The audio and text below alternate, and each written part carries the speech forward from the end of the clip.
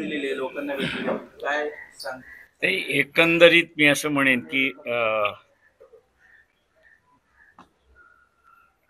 जुन्या ट्रस्टच्या ज्या जागा आहेत त्या ट्रस्टच्या जागा डिस्पोज ऑफ करण्याची एक नवीन प्रथा पडलेली आहे. गरज नसताना सुद्धा विकल्या जातात अशी असणारी परिस्थिती. चॅरिटी कमिशनरकडे महाराष्ट्र ट्रस्ट ऍक्ट जो आहे, बॉम्बे पब्लिक ट्रस्ट ऍक्ट जो आहे, त्याच्या 36(1) या कलमाखाली चॅरिटी कमिशनरची परमिशन घेतल्याशिवाय तिला विकता येत नाही अशी असणारी परिस्थिती आहे. ही जरी परिस्थिती असली तरी सेटलॉर जो आहे म्हणजे ज्यांनी ट्रस्ट क्रिएट केलेला असतो, त्या ट्रस्ट क्रिएट करत असताना एक ट्रस्ट डीड असतं. त्या ट्रस्ट डीड मध्ये बदल काही करायचा असेल तर फक्त त्या त्या राज्यातल्या हायकोर्टालाच बदलण्याचा अधिकार आहे. महाराष्ट्र शासनाला सुद्धा बदलण्याचा अधिकार नाही अशी असणारी परिस्थिती आहे. मी ट्रस्ट डीड इथलं वाचलेलं आहे. त्या ट्रस्ट डीड मध्ये 3 आणि 5 असे जे 2 कॉलम्स आहेत, त्या कॉलम मध्ये डेव्हलपमेंट करता येते, विकसित करता येतं, पण ज्याला डिस्पोजल आपण असं म्हणतो की तिथे विकण्याची परमिशन जी आहे ती विकण्याची परमिशन सेटलर जो आहे त्यांनी दिलेली नाही ट्रस्टीला. त्याच्यामुळे मुळात असणारं चॅरिटी कमिशनरनी 36(1) खाली परमिशन देताना ट्रस्ट डीड बघितलं का हाच महत्वाचा प्रश्न त्या ठिकाणी उपस्थित राहतो. जिथे ट्रस्टीजला विकण्याचा अधिकार नाही तिथे चॅरिटी कमिशनरला सुद्धा परमिशन देण्याचा अधिकार नाही.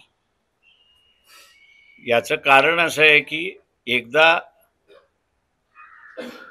एकाने स्वतःची मालमत्ता ही ट्रस्ट केली तर त्या कुटुंबाच्या हातातून ती सगळी प्रॉपर्टी निघून जाते. त्या कुटुंबाचं त्याच्यावरती वर्चस्व राहत नाही आणि ती सगळी प्रॉपर्टी मग असणारी शासनाची होते, ती शासनाच्या मालकीची होते अशी असणारी परिस्थिती आहे. ती शासनाच्या मालकीची असल्यामुळे शासनाला सुद्धा बदल करण्याचा असणारा अधिकार नाही आणि म्हणून तो अधिकार बदल करण्याचा जो आहे तो हायकोर्टाला त्या ठिकाणी देण्यात आलेला आहे, जेणेकरून सेटल करण्यात आले. सेटलरनी जी प्रॉपर्टी पब्लिक म्हणून दिल्यात आलेली आहे तिचं जसेच्या तसं स्वरूप जावं अशी असणारी परिस्थिती आहे. त्याच्यामुळे असणारं चॅरिटी कमिशन पुढे उद्या हिअरिंग आहे. ट्रस्टीज आहेत त्यांनी असणारं याचा विचार करावा किंवा वकील जे आहेत त्यांनी विचार करावा किंवा पाटील असणारं या ठिकाणी जे लढतात आहेत त्यांनी फक्त असणारं तेवढंच एक कलम चॅरिटी कमिशनरला दाखवून दिलं की ट्रस्टीला विकता येत नाही, त्याच्यामुळे चॅरिटी कमिशनर परमिशन देऊ शकत नाही. दिलेलं परमिशन आपण असं रद्द करा तर ते परमिशन चॅरिटी कमिशनर रद्द करेल. का मग त्यांना माहिती आहे की हे मॅटर हायकोर्टामध्ये गेलं तर चॅरिटी कमिशनरवरती ताशारे कोर्ट ओढल्याशिवाय राहणार नाही अशी परिस्थिती आहे. आणि म्हणून ही ट्रस्टच्या जागा ह्या ट्रस्टकडेच असल्या पाहिजेत. अनयुटिलाइज असेल तर त्याचं युटिलायझेशन करण्यासाठी डेव्हलपमेंट हे मी समजू शकतो, पण त्याचं स्वरूपच बदलून टाकायचं हे जे आता बऱ्याच ठिकाणी चाललेलं आहे आणि विशेष करून ज्याला आपल्याला म्हणता येईल की ट्रस्ट हा जो आहे हा बऱ्याच लोकांनी केलेला आहे, चांगल्या हेतूने केलेला आहे, पण त्याचा आता दुरुपयोग होतोय अशी असणारी परिस्थिती आहे, ती थांबली पाहिजे. आणि त्या दृष्टीने उद्या मला वाटतं चॅरिटी कमिशनर स्टे दिलेला जो आहे तो एक तर कन्फर्म तरी करतील किंवा सेल परमिशन जी दिलेली आहे 36(1) खाली ती रद्द करून जो काही व्यवहार झाला असेल आणि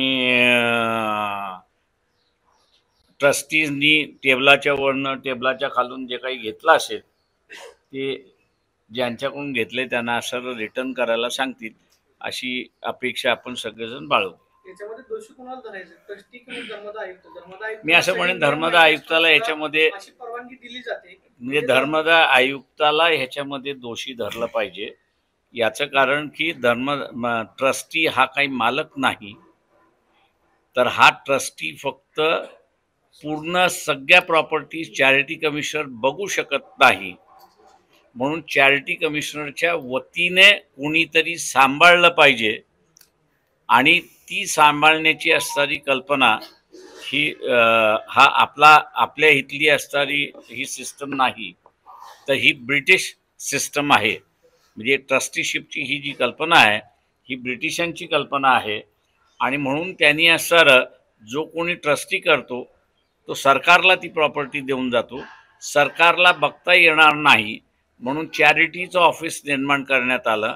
आणि चॅरिटीलाही बघता येणार नाही म्हणून ज्यांनी सेटल केलेलं आहे त्याला माणसं कशी पाहिजेत त्याची एक नियमावली तयार करून ते नेमून त्यांच्या मार्फत ते ट्रस्ट चालवावं अशी असणारी अपेक्षा त्याच्यामध्ये आहे.